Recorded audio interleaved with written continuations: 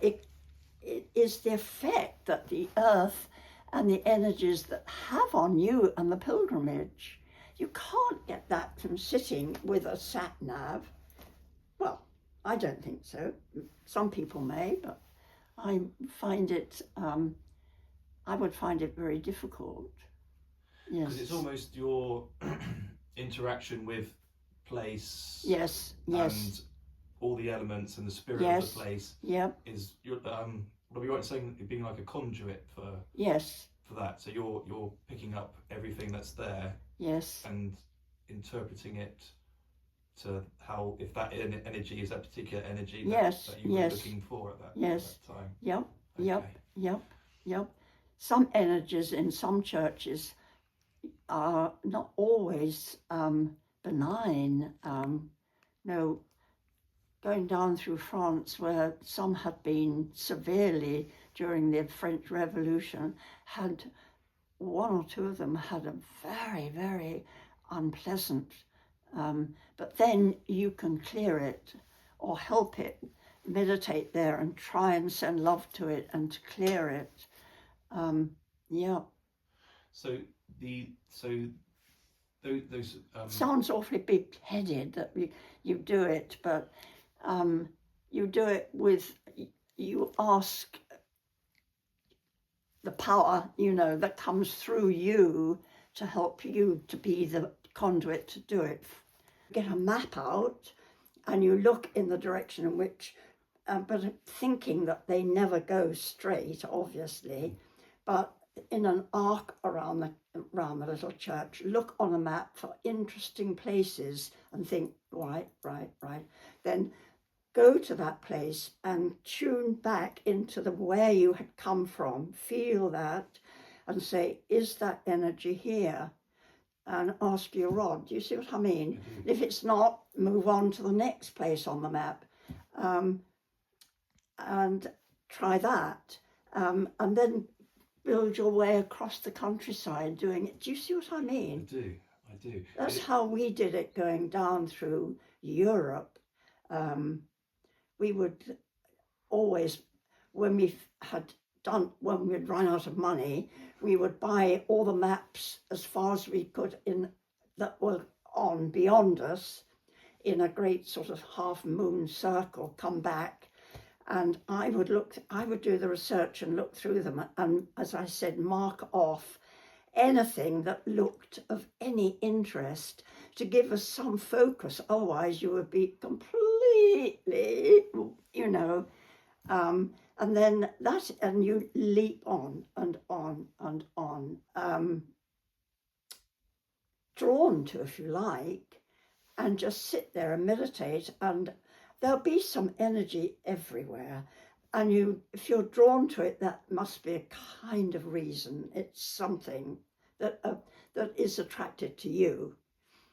Just sit and you could ask your rods about is there an energy here, and if you know your yes and no on your rods, then you could get up and walk round and ask for when you cross the line, boom, and then you can say how wide is it, boom, and in which direction is it coming. You can pick it. It depends entirely of really concentrating on what you're asking and believing.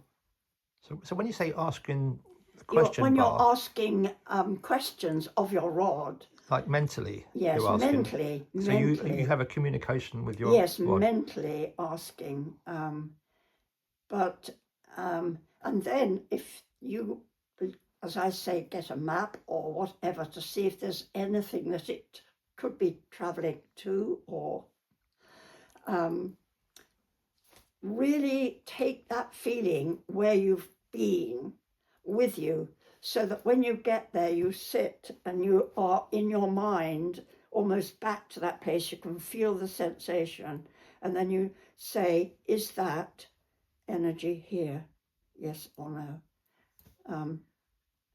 But it's a matter of really concentrating in a relaxed way. Not, oh, I've got to, you won't. And also, if you're doing this new thing, I wonder where we can have supper tonight. It's a nice pub over there. And your mind is wandering, forget it.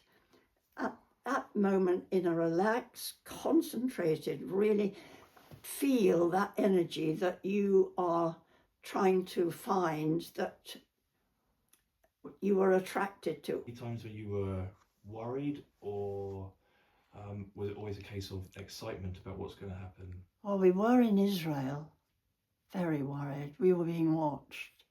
Yes, we were. And when we got to we didn't dare take dowsing rods. So we took coat hangers, metal, and broke them into dowsing rods while we were out there. And before we got near the airport, we found somebody's dustbin, lifted the lid and threw them in. Yeah, but when we got to the airport, we were separated, Hamish and I in a room, Paul and Vivienne in a room, and we were really questioned. What had we been doing? Where had we gone? Who had we met? Yeah. And I got angry because our car had been broken into. They'd broken in and stolen my camera and a lot of things to see what we were up to. And I said, I don't ever want to come back to your country again. We've broken into and you stole my camera. And Hamish went like that on me and he said, be quiet, they've still got our passports. Why do you think they would have been suspicious of dowsing? I don't know. Well, when we were dowsing, and there was obviously a military, they'd taken over a place down by Tel Aviv somewhere. And we knew that there was a Knights Templar old castle down there, and we could tell that the line would be going through it. Would that be the St. John line? No, this is the Michael line, yeah. The Apollo and Athena. Oh, the Apollo line, yeah. And but there was huge, great wire netting and towers with people with binoculars guarding all the way down for miles. Anyway, Hamish pretended to be an old kind of bumbling architect or whatever, with an old hat on, and bumbled up to where there was a guard at a gateway, and said, could he possibly just go down to the castle at the bottom? And the man said, no. So Hamish tried again, and the man got up, clicked his gun, no. So Hamish got the message. And he came back, and he crouched down, say that they were guarding on pillars with binoculars up there, and our car was here. Hamish came around, bent right down, hiding behind the car like this, and we drove the car very slowly, and he was going along trying to pick the line up because it would have to come across the road, and he was right down like this, and he went, opened the door, jumped in, and we drove off. Yes, I mean, it was really unpleasant, really unpleasant. Yeah, but there we were. It was an experience. And on the opposite side, is there any part of the 8 years where you look back fondly with where it was exciting and? Oh, I mean, where we were out of the blue and had help. Amazing. Just unbelievable help. I mean, in Athens, going up to the Acropolis, when we got up to the top, the whole of the centre of the Acropolis was shut because they had great big machines doing mending and whatever to the ancient stonework, and nobody was allowed. And Hamish really wanted to get onto the actual Acropolis because we could see where it went to and where it came out, but he wanted to go to the spot where it went across. And but we thought, this is impossible, we'll never. But he disappeared off as Aussies won't, and came back with a lady, and she said, look, I can get one of you, but that's all. And obviously we said, Hamish, you go. She said, I'll get you a hard hat. And off they went, and he got right onto the centre of the Acropolis and dowsed, and where it came through the pillar and where it crossed, and where where they crossed the two lines was a crossing point. The girl said that was where an enormous stone statue of Athena was. And what was more, she said the actual pillar was the sixth pillar on that side, quite near the Erectotheon, whatever that is. And she said, I'm not actually working here. Or she said, I am working here, but I've been very ill, and I'm really just a watch person in a shed watching to see that everything is okay. And she said, if you hadn't come at that minute, I was just leaving to have my lunch. And she said, nobody would have allowed you on here. And she said, you'd never believe it, but when you pointed to that pillar, she said, I had cancer. And I used to take my lunch and sit with my back to that pillar. And that's exactly what she said. Amazing. That's amazing. And things like that, which time and time again, when we thought we've had it, we'll never get there this time, somehow we just managed. It was remarkable. Anyways. Wonderful. That's enough of that. You do it, but you do it with, you ask the power, that comes through you to help you to be the conduit to do it. Do you see what I mean? It's not necessarily you, but it's the energy that you allow and welcome and acknowledge, and it flows through you. Is it a healing process? Almost? Yes, yeah. Not for us as individuals personally, but for the space. Well, it could be for you, and for the space. Yes, yeah.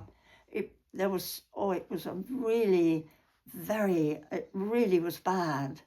But afterwards, we went back twice, and it felt to us better.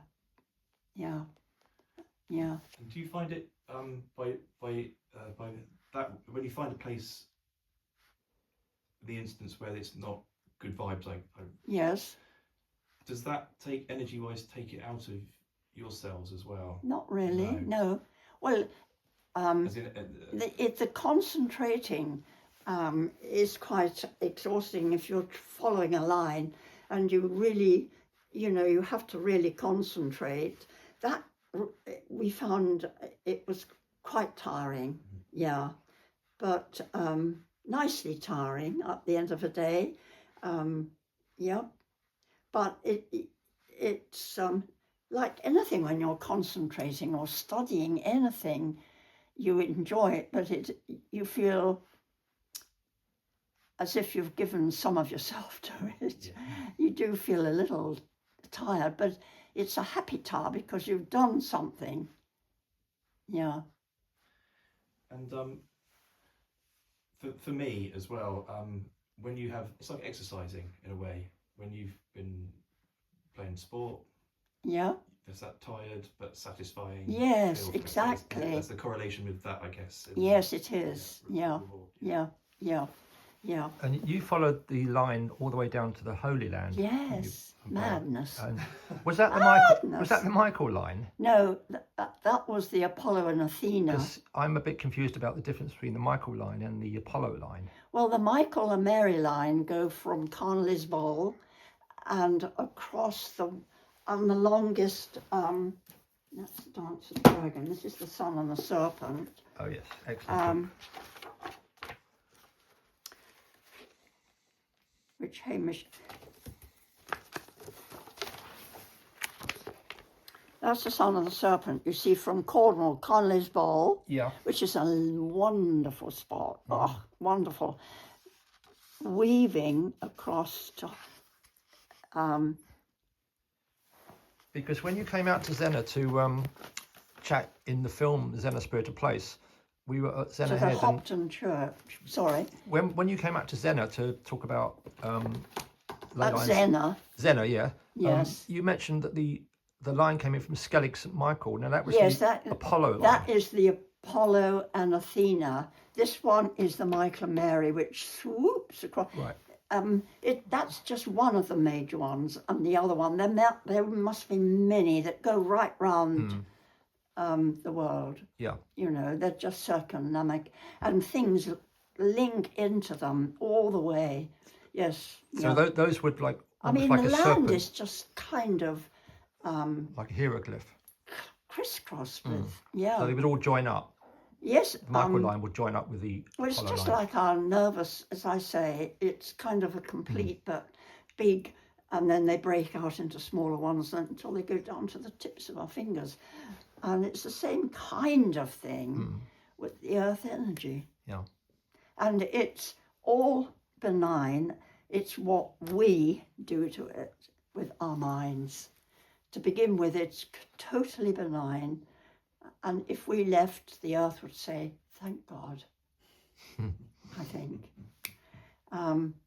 Yeah, but it is how we treat it, yeah. And the other one was from, we picked it up, as I say, they go right round, but we started at the Skellegs and went down across the Michael and the Mary coming from Carnley's Bowl to Norfolk, and the other one from Skellegs down to the Holy Land, they cross on St Michael's Mount. Oh, okay. So that's why that is significant. Which is interesting. So would that give it an extra It's energy? amazing, yes. But I'm not really very happy about St Michael's Mount, the owners anyway. Really and truly, when dear old Lord St Levan was there, they allowed us to use their private apartments on the mount to to have a book launch. Yeah. But when he died and his wife died and I don't know, I think it's a nephew or someone's, he has stopped people going to where the lines are. Really? And you have to pay something, I don't know, like 35 quid or something, Blimey. something ridiculous. That's a lot. And he allows a gardener to take you there, and the gardener talked to them. I went with a group, and they didn't know who I was. And when we got to the point where the lines, well, we couldn't go up to the spot. They wouldn't allow us. They said health and safety, which is ridiculous. Anyway, so it was below. He was talking about them, and he had maps, which were our maps, and drawings. And I went up to him and I said, excuse me, you're using an ours of copyright. And he said, oh no, that's different from yours. And they charge. And they won't sell our books now on, as you know, you have to pay to go on St Michael's Mount. Even just 1 foot, they stop you on the causeway. And you used to be able to just go over and have a cup of tea and go to the bookshop. They're just money. Yeah. So, anyways, So when it won't hurt the line, it's there. No. Oh, but they've been there forever, haven't they?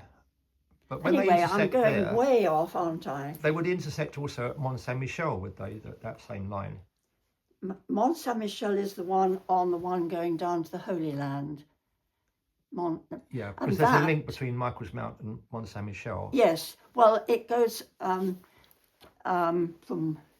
Dance of the Dragon. Well, it goes from the Mount. There's the Skelligs, and then goes through the Mount. Then it goes across to Mont Saint Michel. Yeah. Okay, that was a fascinating, really fascinating place. I prefer ours, our Really? little mount. Yeah, yes, that's the line down to, and where it ended, the place was called.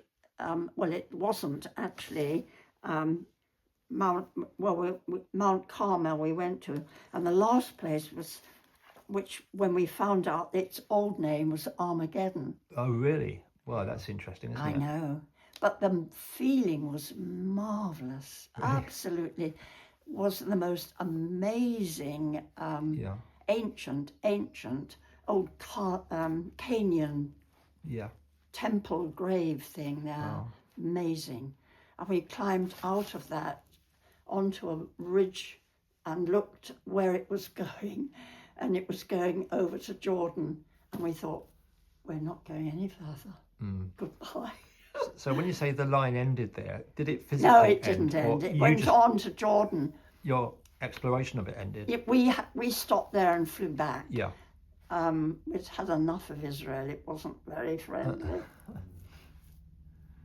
How long was the from the journey from the Skelligs down to Armageddon? How many years? I'm imagining. How many years it took us? Well, about 8. Well, we started in 1992, and we finally finished. Well, the book launch on the year 2000, but we had finished it, but we wrote it up after that. So quite a long time.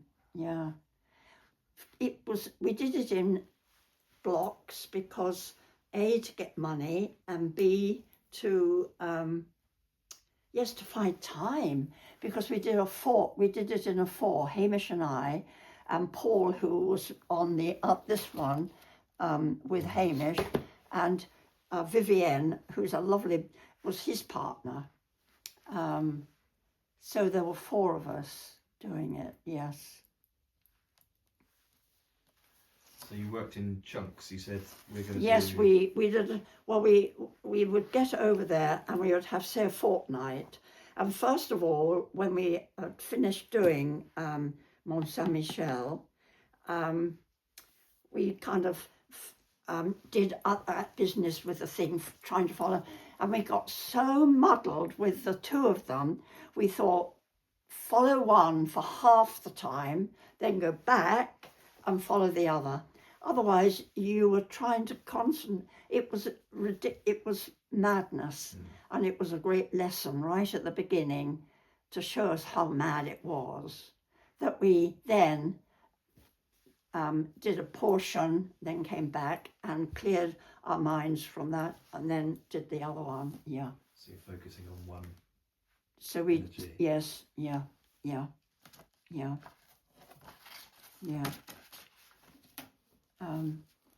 Well, that's quite arduous, but I mean, you must be a very fit lady, and you still are, because I hear you play tennis as well. Mad. Well, I'm wondering whether I should give up tennis and start playing pickleball. It's the area is less running. Yeah. Yes, and it's great. Yeah. Well, and also I've got 12 acres here, Yeah. which is quite a lot, really. And you But a lot of it You do is ceremonies here, don't you, in your gardens? ceremonies. Yeah. Yes. Yeah. But a lot of the wood, you see, when we first came here, there were no trees. It was just from Trencrom, granite place, wonderful. It's a lovely, lovely ancient site. Came down, and it was our garden, or there wasn't a garden, was part of Trencrom Hill, and it was just granite and bracken and bramble. And we planted all these trees, Hamish and I. I can show you, if you're interested at all, a picture of what the house was like. Well, that would be interesting. When Hamish got it. Yes. Love to see that. Do you want, should we go towards it, or do you want? No, you can. It's in the kitchen. I can bring that. Actually, when we have our ceremonies, when they're the winter time, because we have them at 7:30, we put all the way down the path in jars, little night lights, and it looks just like fairyland. Mm. There'll be one on the, as you come down. Mm-hmm.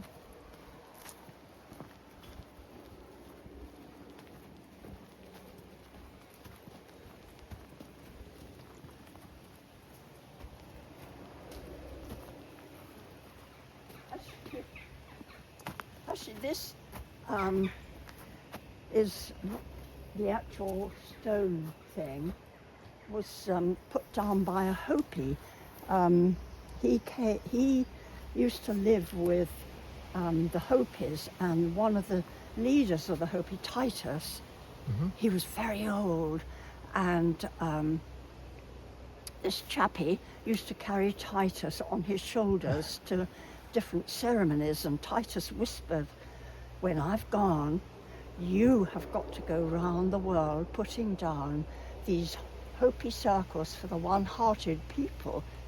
Well, we asked him to come down here, and he spent a day, and I asked people to come and bring a rock, and we had a wonderful ceremony, and it's got really kind of messed around now, really, but there was no west, east, north and south, and then between them there was a cross, and in the center was a fire.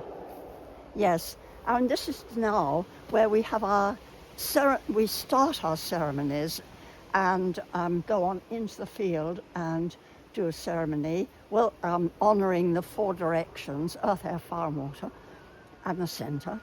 And then we come back here and we have poetry, reading and food and sitting by the fire.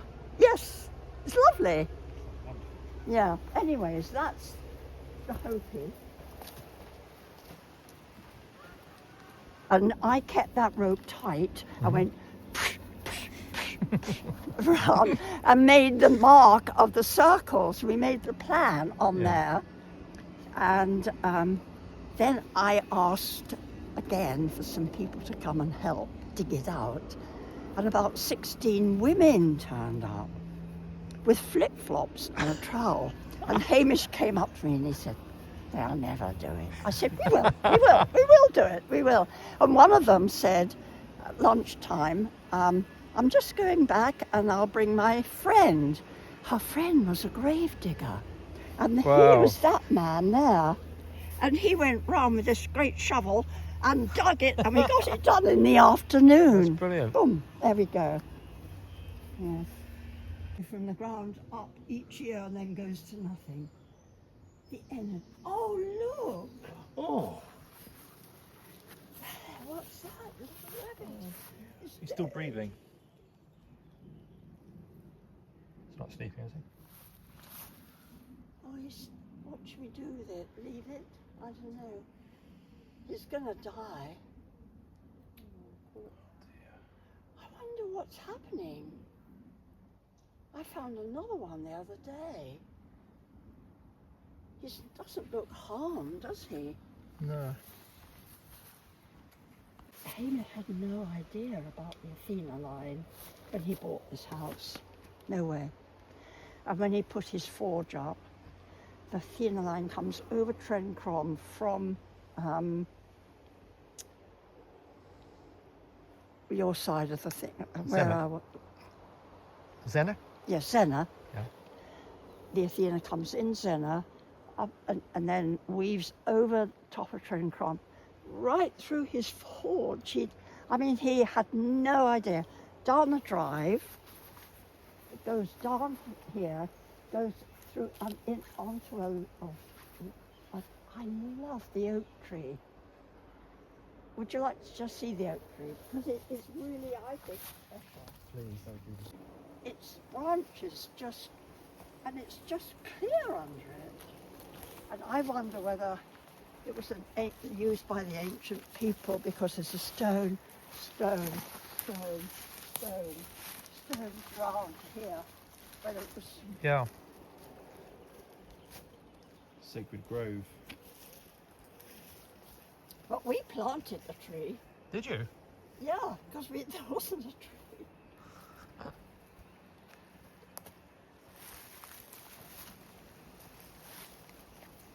But it's a lovely, it's a Turkish oak, not an English oak.